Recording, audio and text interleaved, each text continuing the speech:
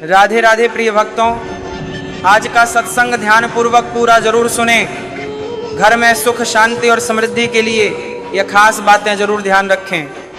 आप सभी लोग जो अपने घरों में दीपक जलाते हैं, उसकी बाती का पूरा जल जाना या बच जाना क्या संकेत देता है? ये आपकी पूजा घर, मंदिर और खास अवसरों पर जैसे कि दीपावली, व्रत और अन्य धार्मिक अनुष्ठानों में दीपक जलाने से जुड़ा है।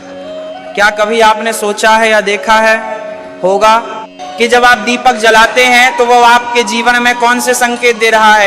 क्या आपके दीपक की बाती पूरी तरह से जल जाती है या वो आधी जली रह जाती है? और क्या दीपक की बाती पर फूल बनने का क्या अर्थ होता है?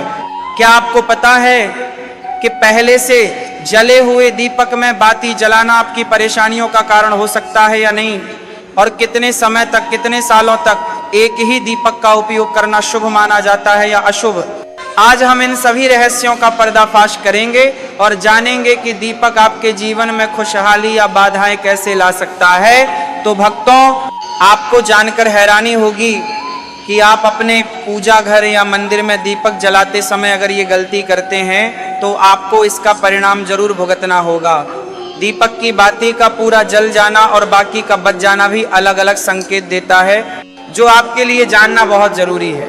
जब हम पूजा करते हैं तो हमारा दीपक कभी कभी अचानक से बुझ जाता है और कभी कभी ऐसा होता है कि हमारी पूजा होने के बाद हम उस दीपक को भगवान के सामने जलता हुआ छोड़ देते हैं, लेकिन कुछ समय के बाद दीपक अपने आप बुझ जाता है और घी बचा रह जाता है। और कभी कभी तो हमारे दीपक की बाती पूरी जल जाती है और उसमें फूल भी बन जाता है। तो इनके अलग अलग नकारात्मक और सकारात्मक परिणाम होते हैं। तो सबसे पहले ये जानते हैं कि अगर हमारे दीपक में फूल बन रहा है तो इसका क्या मतलब होगा?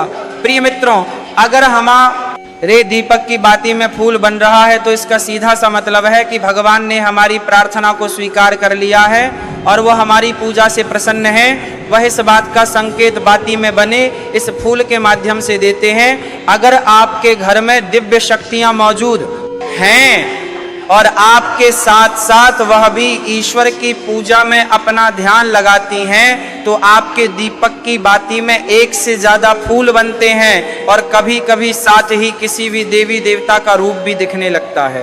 तो अगर आपके दीपक की बाती में फूल बन रहा है तो आपके दीपक की बाती में फूल बन रहा है, आप सच में बहुत भाग्यशाली हैं। इसी के साथ दीपक जलाने के भी कुछ खास नियम आपको जरूर जानने चाहिए।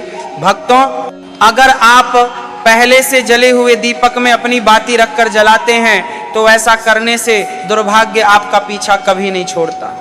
अगर दीपक में पहले से जली हुई बाती की राख या फिर रुई और कालिक है और आपने अपनी बाती इसमें रखकर जला दी तो ऐसा करने से भगवान आपसे प्रसन्न होने की बजाय नाराज हो जाते हैं और आपको इसके बहुत ही भयानक परिणाम देखने को मिलते हैं।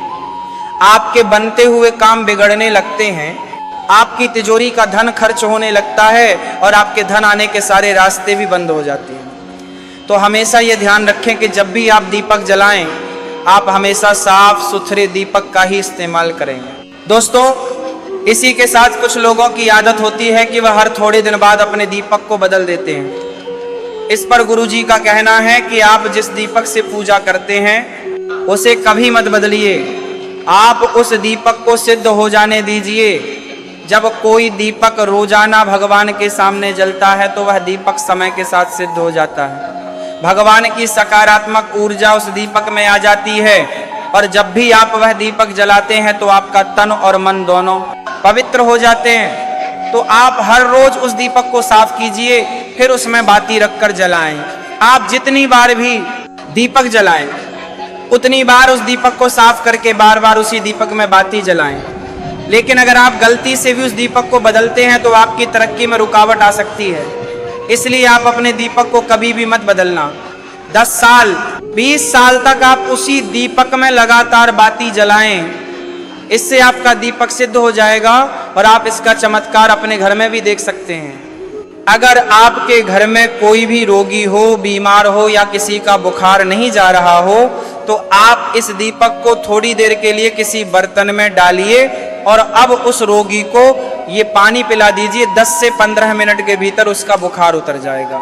वहीं अगर आपके घर में किसी को नजर लगी हो या फिर आपके व्यापार में किसी की नजर लगी हो, आपका धंधा अच्छे से नहीं चल रहा हो, तो भी आप इस दीपक को तांबे के बर्तन में पानी भरकर उसमें डाल दीजिए और रात भर के लिए छोड़ दीजिए। अगले दिन सुबह पानी का छिड़काव अपने घर में और अपनी दुकान पर करिए।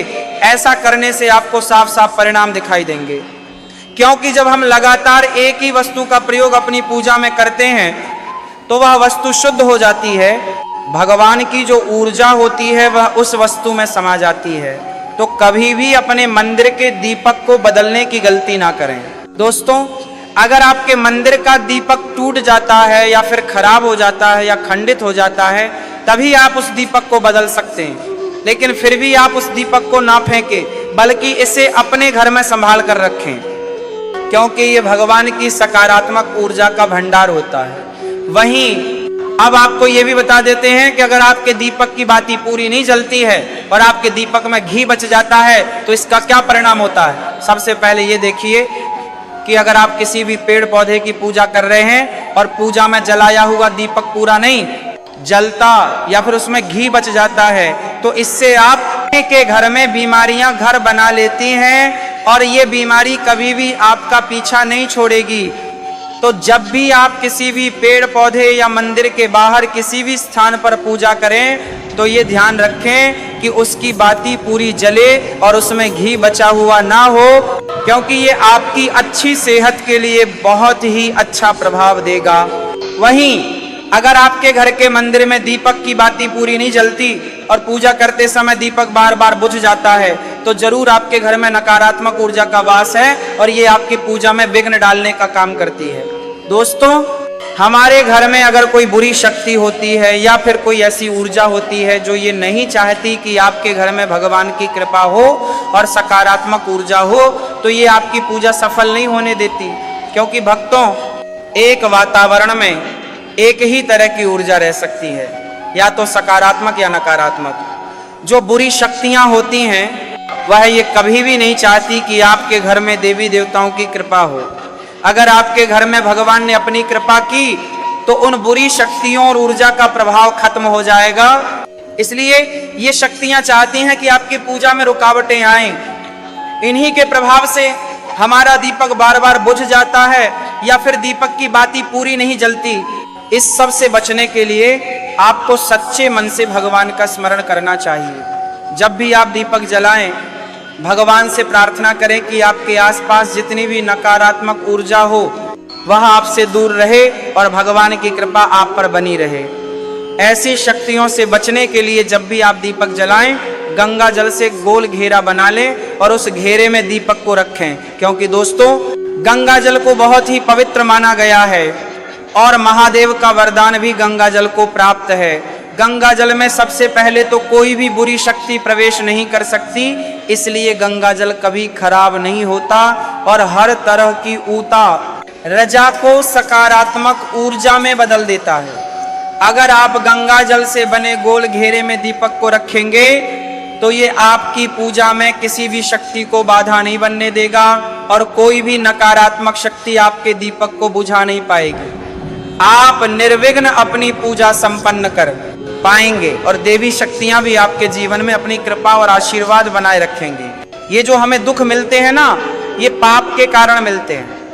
लोग मारे मारे घूम रहे हैं दुख मिटाने के लिए, सोचते हैं कोई जादू कर दे, कोई टोना कर दे, कोई जंतर बांध दे, कोई आशीर्वाद दे दे। अरे काहे को पागल हो?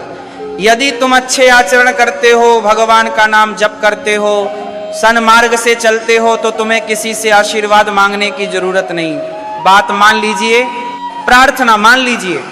दिखावे में लाखों लोग अपने जीवन को नष्ट करने के लिए तैयार हैं। ये माया का ही तो दिखावा है जिसमें जन्म जन्म हमारे नष्ट होते जा रहे हैं। सत्य मार्ग को क्यों नहीं पकड़ते हो? किसी के आशीर्वाद की जरूरत नहीं।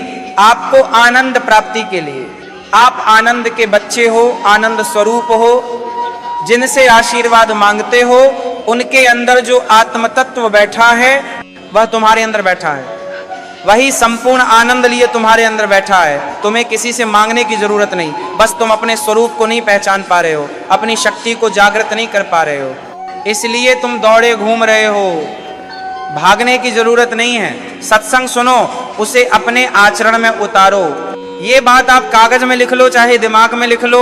जब तक आपके आचरण शुद्ध नहीं होंगे, जब तक आप भजन नहीं करोगे, जब तक आप दूसरों को सुख नहीं दोगे, मन वचन कर्म से किसी को भी दुख नहीं पहुंचाओगे, तब तक आप भाग्यवान नहीं बन सकते। यहां से लेकर ब्रह्मलोक तक अगर आपको सुख मिल जाए तो बता देना, अरे ब्रह्मलोक पर्यंत भी सुख मिलने वाला नहीं है। अर्जुन, यहां सुख मिलने वाला है, अरे ब्रह्मस्तंभ पर्यंत भी सारा माया जगत है, यहां सुख मिलने वाला है। अगर सुख चाहिए, सिंधु जैसा सुख चाहिए, तो भगवान का भजन करो। भजन नहीं करेंगे, बैठ के अपने घर में बैठकर आधा घंटा भजन नहीं करेंगे तो मारे मारे घूमते रहोगे, सोच रहे हैं ये भगवान का अवतार है, हमारा कल्याण हो जाएगा। हे भाई, जब भगवान वास्तविक अवतार लिए थे और जिन्होंने भजन नहीं किए उनका भी कल्याण नहीं हुआ। भगवान के अवतार के समय हम भी रहे होंगे, कहीं ना कहीं किसी जीव जंतु के रूप में कल्याण हुआ क्या? अब भजन करोगे तो कल्याण हो जाएगा। हमारी बात मान लो। बार बार आपको कभी कड़वे शब्दों में, कभी मीठे शब्दों में बताते हैं, हे भाई, बचपन से भगवान के मार्ग में लगे हुए हैं, हमको अपना कर्म भोगना पड़ रहा है। जो शरीर रचना के समय रचा गया था वह सुखद या दुखद कर्म भोगना पड़ेगा। रामकृष्ण परमहंस जी को कैंसर था, भाई हनुमान प्रसाद पोद्दार जी के उदर में कैंसर था, बड़े बड़े महापुरुषों को भोगना पड़ा। तो प्रारब्ध को भोग लो, ये भोगने की सामर्थ्य नाम जप से आ जाएगी और नाम जप करके जन्म मरण के चक्र से मुक्त हो जाओ। मान लो मेरी बात। क्या वृंदावन की परम पावन रज से बढ़कर त्रिभुवन में कोई रज है? इस रज में बैठकर तुम्हें आनंद नहीं मिल रहा तो कहां मिलेगा तुम्हें? क्या भगवान नाम से बढ़कर कोई अमोघ शक्ति है जो भगवान को अधीन कर सके? सुमिरन पवन सुत पावन नामा, अपने बस में कर राखे राम। लेकिन समझ में नहीं आता। ये जीव सोचता है कोई तपस्वी, कोई सिद्ध से हमारे दुख दूर हो जाए। नहीं, भगवान के वचन सुन लीजिए। दैवी है यशा गुणमयी मम माया, मामेव ये प्रपद्यन्ते माया में ता तरंती ते। गुणमयी माया को पार करना बहुत कठिन है, एकमात्र उपाय है मेरी शरण में आ जाओ। हरि हरि शरणम श्री कृष्ण शरणम मम। जब तक प्रभु की शरण में नहीं आओगे तब तक माया से मुक्त नहीं हो सकते। पर समझ में नहीं आता, लोगों को ऐसा लगता है मैं जाऊंगा, आशीर्वाद मिलेगा, मैं सिद्ध हो जाऊंगा, सब दुख नष्ट हो जाएंगे। आप समझो, हमारी प्रार्थना को समझो। हम अंदर से पीड़ित होकर बोल रहे हैं, आप लोग समझते नहीं हो।